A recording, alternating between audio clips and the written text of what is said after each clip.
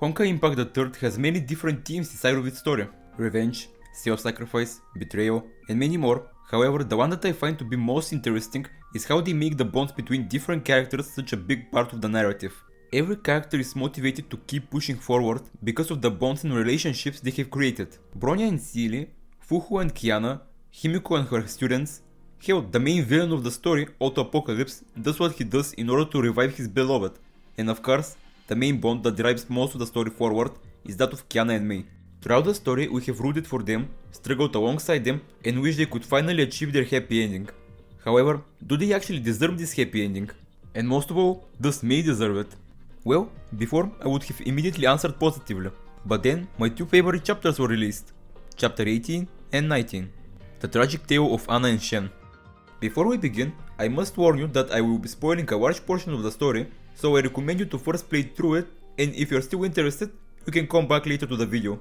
With that said, let's begin. For the majority of the journey, we follow Kiana and Mei. From the beginning, they were the first people we got introduced to.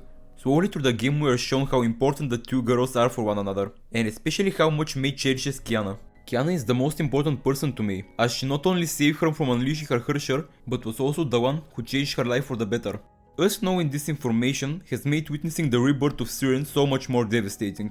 Now, Kiana is failing to suppress the Herrscher, while Mei is watching helplessly, not being able to save her hero from the fate she once saved her from.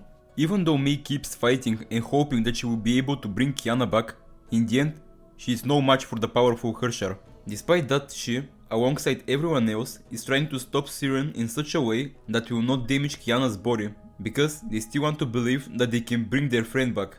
They had to sacrifice so much, but in the end, they managed to save her.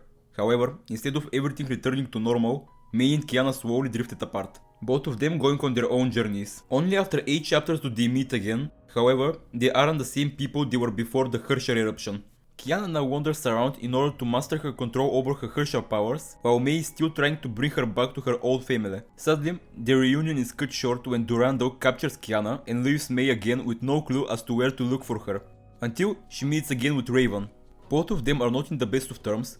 However, since Mei helped one of the children that Raven is taking care of, and Mei needs her help to find Kiana, they put their differences aside. Throughout the chapter, Raven was testing Mei to see if this frail and afraid girl has it in her to go and save Kiana. After finding her answer, Raven gave her the information she needed to find Kiana. She was so close to finding her, for her to be once again reunited with the most important person in her life, and yet, she wasn't prepared to learn the truth concerning Kiana's condition. The two Herrscher gems inside of her were slowly killing her, and using the powers only made Kiana's death come at a faster pace. Desperate to find a cure, Mei comes across World Serpent, who promises her that they would heal Kiana if she joins them. Of course, at first, she refuses, but seeing how that might be her only chance at finding a cure, she accepts. With their final meeting, Mei severs the ties with Kiana as a final way of protecting her. Now she will fight all the Honkai in her place in order for Kiana to never have the need to use her powers again. The cost of her safety is the destruction of their relationship, and Mei gladly takes that opportunity. The ending of their story is bittersweet. We know that Mei did what she did only because she truly cares about Kiana. However, getting to understand that the price for that safety is her abandoning Kiana made me all the more sympathetic towards Mei. I really wanted to know how both of them would cope with the situation. That curiosity, however, disappeared a chapter later with the introduction of Anna and Chen. Anna and Shen's relationship is almost identical to that of Kiana and Mei. Anna saved Chen when he was in a life-threatening situation, which made him regard her as someone really dear to him. An unfortunate event happens, however, and the two of them are separated. Shen has been searching all over for her, and after years of searching, he was finally able to locate her.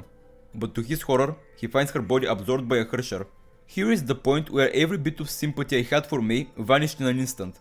He tries to help her and attempts to reason with Raven and Mei to try and save her, but they're unwilling to do anything and are only interested in killing the Herrscher.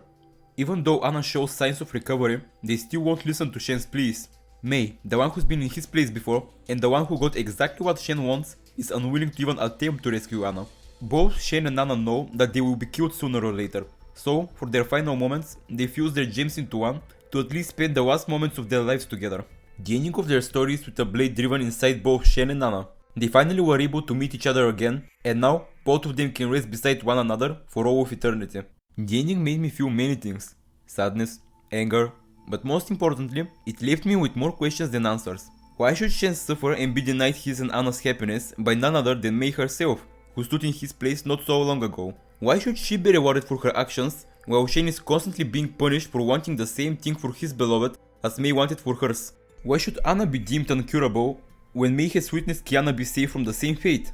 Mei of all people should be the most empathetic towards them, since she could have easily been in their position if something didn't work out during their attempt to save Kiana. At the end of the chapter, we see her feel some remorse, which means that she knows what she did was wrong. However, if she wants to keep protecting Kiana, she can't allow herself to feel empathy towards her enemies. Chapter 19 showed us how selfish and hypocritical Mei can be when it comes to Kiana. The chapter leaves us with a final shot of Anna and Shen's grave, marking not only the death of two unfortunate souls, but also the death of the old Raiden Mei, and the birth of the Harsher of Thunder. Hey you, thank you for watching. The things that I talked about in the video are just a small sample of the whole experience. Whether you like gacha or not, it would be simply a huge mistake not to at least play Honkai Impact for the story. Try it out, and after a few days, you can tell me how it was.